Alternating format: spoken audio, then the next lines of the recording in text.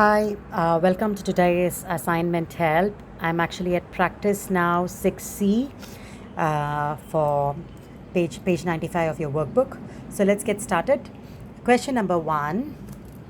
I'm going to do it with you.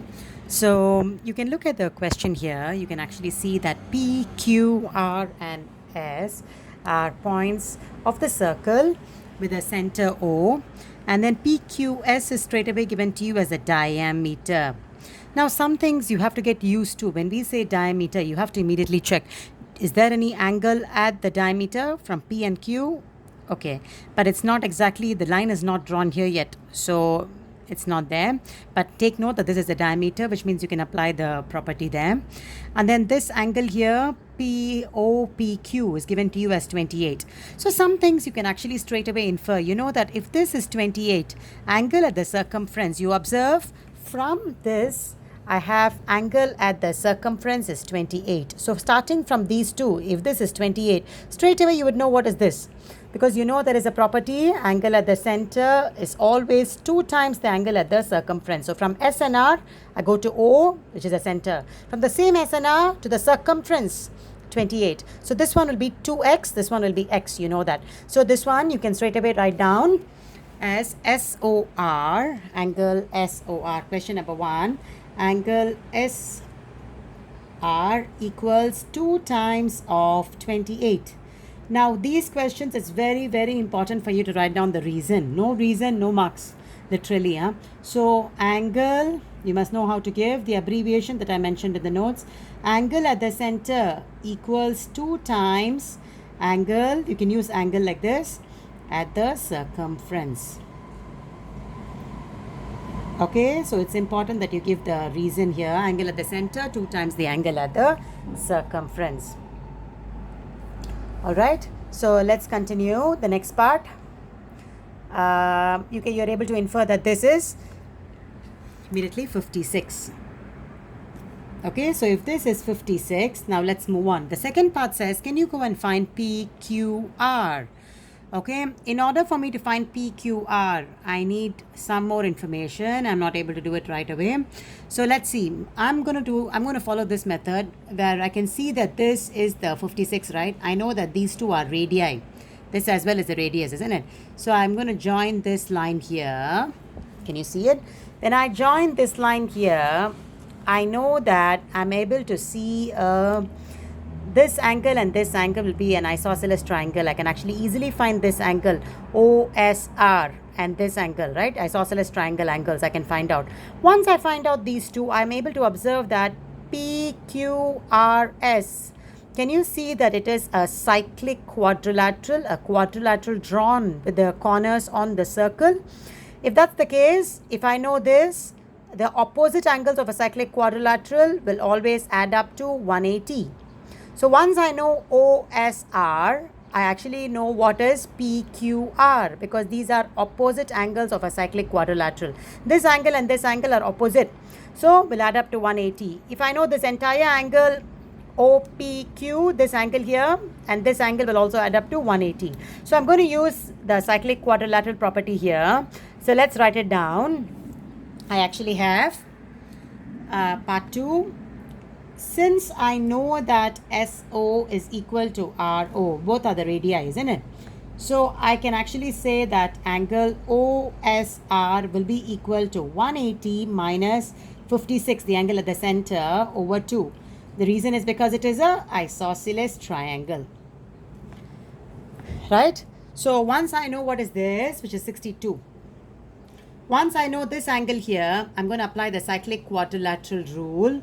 Okay, which tells me that angle PQR equals 180 minus away 62, which is 118. The reason is I'm going to use opposite angles of cyclic quadrilateral. Quad. Okay, or I can say I can specify the same reason as angles in the opposite segment. Both are the same. Okay, you're able to observe that this forms a cyclic quadrilateral. PQRS, cyclic quadrilateral, and this one are opposite angles of a cyclic quadrilateral. Okay, so question number 2, I'm going to expect you to try all by yourself. Okay, it's not too difficult if you can observe. Just to give you a clue, you know this AB goes to the center and the same AB goes to the circumference. So you should know if I can find X, I should be able to find what is my Y as well. So write this with proper steps and proper reasoning. Okay, now let's move on to the next question, which is question number 3. All right, so question number 3, I can see, the minute I see this, I can observe there is a cyclic quadrilateral here. There are so many things that are happening.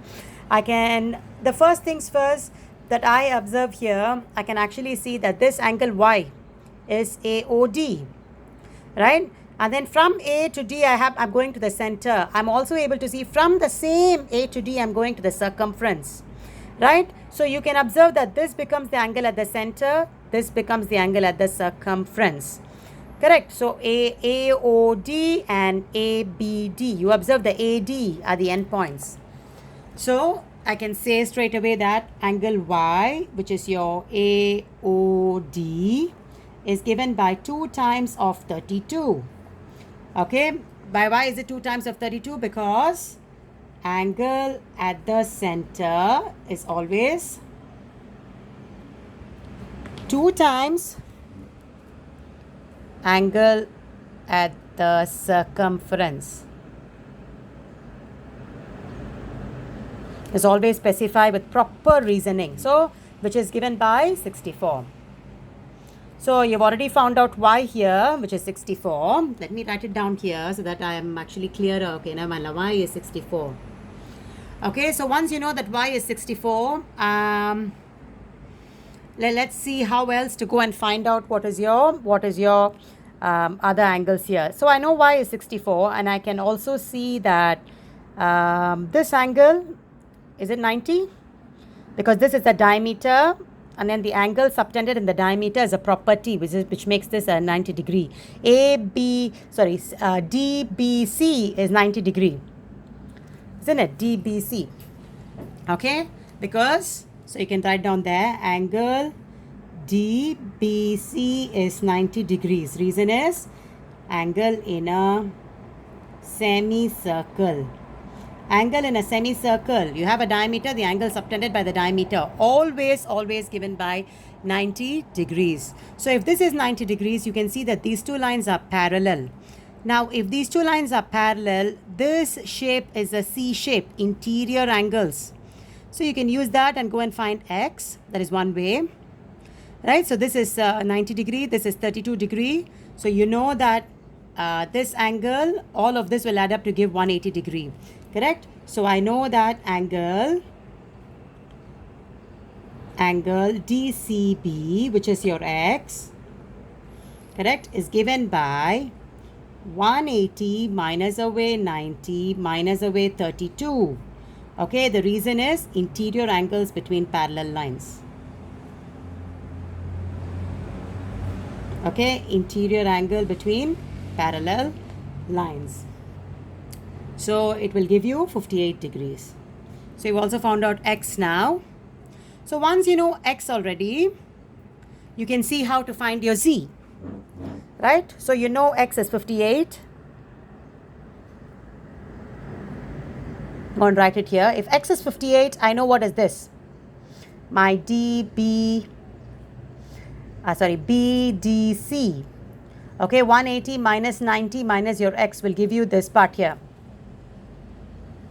Yes? So write it down there. I get angle BDC equals 180 minus 90 minus 58, which is just 90 minus 58. I get 32. I know this is 32. I also know that this big angle ADO can be 180 minus 64 over 2, right? Which is 58. Isosceles triangle. Because these two are the radii, right? Okay, so if this big angle ADO is 58 and I know that only my BDC, this small angle is 32, left with Z will be equal to 58 minus 32, which is 26 degrees. Okay, so this is how you do question number 3. A lot of things here, but you just have to go with the properties here.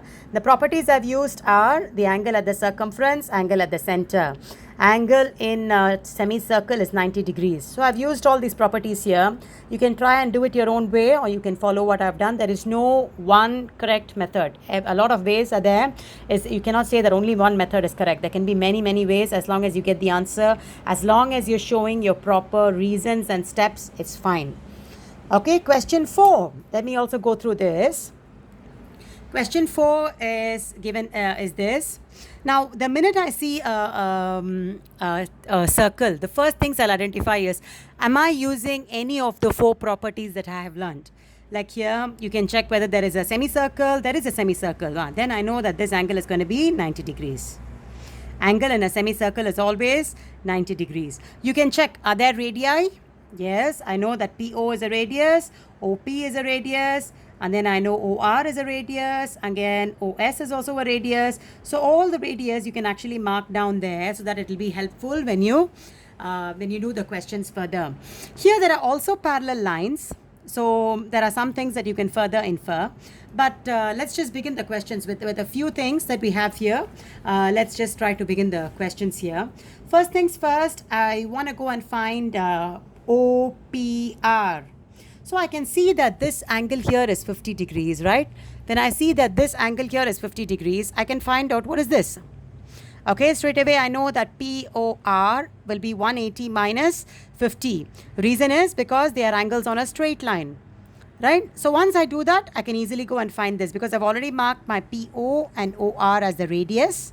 So I can go and find what is this small angle here and the same thing here. So let's begin. Let me write it out for you. Question number 1, find OPR. But before I find OPR, I'm going to go and find my POR, angle POR, which will be 180 minus 50 degrees. Okay, not divide by 2, just 180 minus 50, right? Okay, let me cancel this off, sorry. Reason is angles on a straight line. Okay, so I have 180 minus 50, which is going to give me 130 degrees. So 130 is this entire angle POR.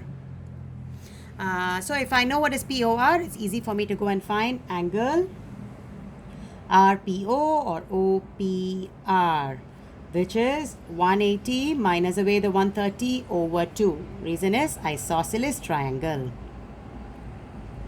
Okay, so which gives me just 25 degrees. So I know that this small angle here is 25 degrees, right?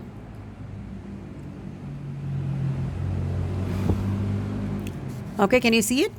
This small angle here is 25 degrees, okay? So the next thing I know is that you can observe that this is 25. So this also is 25.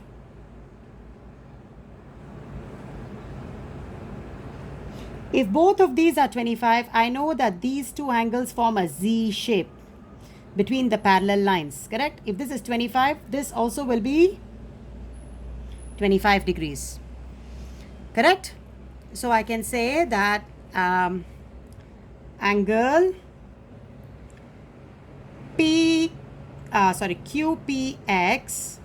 QPX is the same as angle PRO as 25. Reason is alternate angles, parallel lines. All right, alternate angles between parallel lines.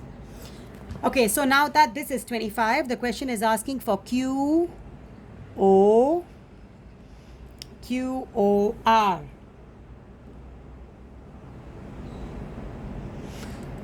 If this entire angle is 50, you know that this angle also has to be 50 because base angles of a Isosceles triangle. So angle PQO will also be 50 degrees, again because of isosceles triangle. So this angle is as well 50 degrees. Okay, this angle will be 50 degrees. Once you know this is 50, you can easily find what is QOR. Angle QOR will be equal to angle PQO 50 degrees. Again, alternate angles between parallel lines. Okay, that leaves us with the last part here, which is, this was part 2. Okay, moving on to part 3. You have find angle PQX. PQX, which we've already done. Have we? PXQ, is it? Okay, PXQ, which is this angle here. Okay, this angle here, PXQ. That's easy. Angle PXQ will be 180 minus away this, which is 25, minus away this, which we found as 50, which is going to give me 105 degrees. Okay, all these are sum of angles in a triangle, just angles in a triangle. Now, the main thing I want you to observe is that every line there is a reason written. Everything that I write, there must be reason written. So observe this. Try to finish up your assignment, which is 1, 2, 3, 4. 4 questions from practice now 6C. Only question 2 you need to do by yourself. The rest I've given some help. So try to do this and try to submit your work by today. Thank you.